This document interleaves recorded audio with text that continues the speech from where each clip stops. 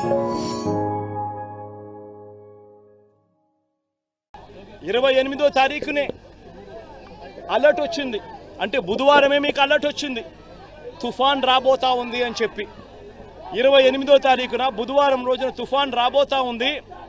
శుక్రవారం సాయంత్రానికల్లా ముమ్మరమైన వర్షాలు పడతాయి, శుక్రవారము శనివారము ముమ్మరమైన వర్షాలు ఉంటాయి అని చెప్పి అలర్ట్ వచ్చిన నేపథ్యంలో తుఫాన్ రాబోతా ఉంది, ఎక్స్ట్రీమ్ రెయిన్ఫాల్ కురబోతా ఉంది అని చెప్పిన నేపథ్యంలో ముఖ్యమంత్రిగా ఉన్న వ్యక్తి తాను చేయాల్సిన పని ఏమిటి? తాను వెంటనే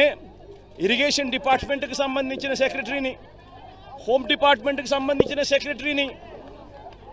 రెవెన్యూ డిపార్ట్మెంట్కి సంబంధించిన సెక్రటరీని వీళ్ళందరినీ పిలుచుకొని ఒక రివ్యూ కార్యక్రమం కనుక చేసి ఉంటే ఇరిగేషన్ సెక్రటరీ వెళ్ళి ఈ తుఫాను ఈ వైపున వస్తూ ఉన్న నేపథ్యంలో డ్యాములలో ఏ మేరకు స్టోరేజ్ కెపాసిటీ ఉంది,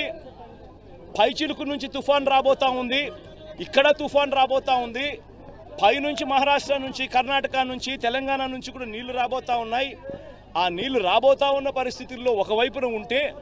మరోవైపున ఇక్కడ బీభత్సమైన వర్షాలు కూడా కురవబోతా ఉన్నాయి అన్న పరిస్థితులు ఇటువైపున ఉంటే ఇరిగేషన్ డ్యాములలో శ్రీశైలం కానీ నాగార్జున సాగర్ కానీ పులిచింతలు కానీ ఈ 3 డ్యాములలో కనీసం 75 టీఎంసీలు, ఒక్కొక్క డ్యాంలో కనీసం 25 టీఎంసీలు అన్నా కూడా కనీసం తగ్గించి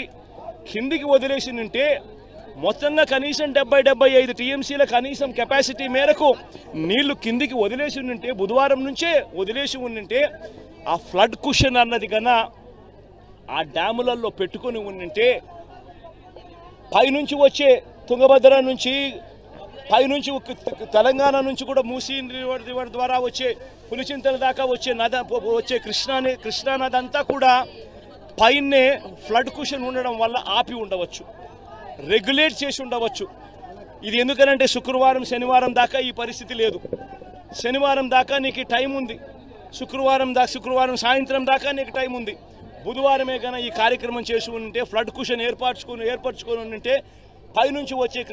కృష్ణానది జలాలన్నీ కూడా రెగ్యులేట్ చేసి ఉండొచ్చు, స్టోర్ చేసుకొని ఉండొచ్చు, కిందికి పంపకుండా ఆపి ఉండవచ్చు. ఇటువైపున తుఫాన్ ఏదైతే వస్తూ ఉందో, ఇటువైపున తుఫాన్ ఏదైతే కింది ప్రాంతంలో తుఫాన్ ఏదైతే వస్తూ ఉందో ఆ తుఫాన్ను ఒకవేళ వచ్చిన ఆ తుఫాన్లో ఉన్న నీళ్లు ఒకవైపున పులిచింతల కింద ఒకవేళ వచ్చినా కూడా ఆ నీళ్లు మాత్రమే వచ్చి ఉంటే ఇంత బీభత్సంగా జరుగుండేటివి కాదు. ఆ నీళ్లు ఒకవైపున, పైనుంచి వచ్చే నీళ్లు ఇంకొక వైపున, ఈ రెండు కలిసి రావడంతో ఏకంగా 11 లక్షల క్యూసెక్కుల కింద ఆ ఉధృతంగా తయారైపోయి ఈ పరిస్థితి వచ్చింది. ఈ పరిస్థితి వచ్చిన నేపథ్యంలో మరి పైగా ఈ పెద్ద మనిషి చంద్రబాబు నాయుడు ప్లానింగ్ చేయకపోగా బుధవారమే అందరి అధికారులను పిలిచి irrigation secretary, revenue secretary, home secretary వీళ్ళందరినీ పిలిచి రివ్యూ తీసుకొని ఒక్కొక్కరికి బాధ్యతలు అప్పచెప్పాల్సింది పోయి అది చెయ్యకపోగా తాను శనివారం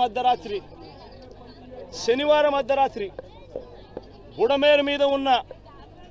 రెగ్యులేటర్ గేట్లను కూడా ఎత్తేసాడు.